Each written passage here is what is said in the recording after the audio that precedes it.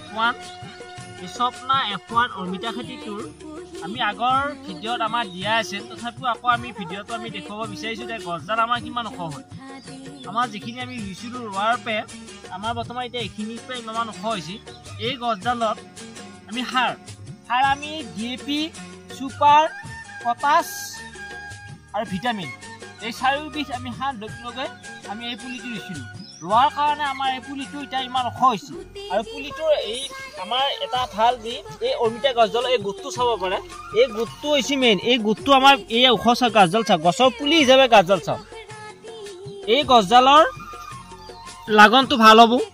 আৰু আমাৰ এইটো F1 এই 7 মাহত যেটো ফল আমাৰ দামি পাও দেখা পাও আৰু এই অমিতা গছডালৰ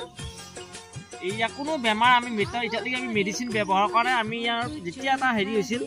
এই ঠাণ্ডা দিন আছিল তেতিয়া আমি ইয়াত চাফ ব্যৱহাৰ কৰিছিলোঁ আমি এতিয়া এই মাটিখিনি এইটো যেটো এটা বৰষুণৰ বতৰ আমি বানি সদায় আমি এই বস্তুটো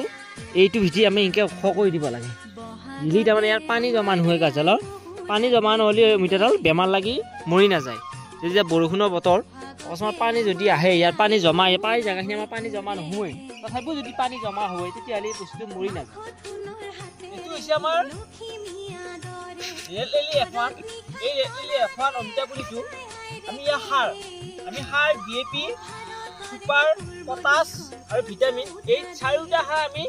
ইয়াতে এই পুলিটোত আমি মাত্ৰ 200 গ্ৰাম আমি ইয়াৰ পুলিটো সাৰ প্ৰয়োগ কৰা হৈছে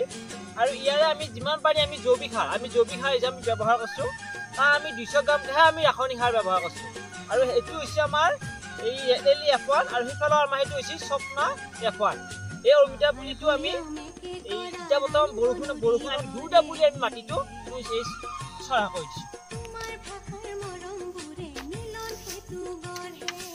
ইয়াৰে পুলিটো আমি যিমান পাৰি আমি সদায় ৰ'দ পৰা ঠাইত ৰুব লাগে যদি আমি জেকা জেগা ৰুই দিওঁ তেতিয়া এই পুলিটো কিন্তু লেংলংকৈ ওখ হ'ব কিন্তু ফল নহয়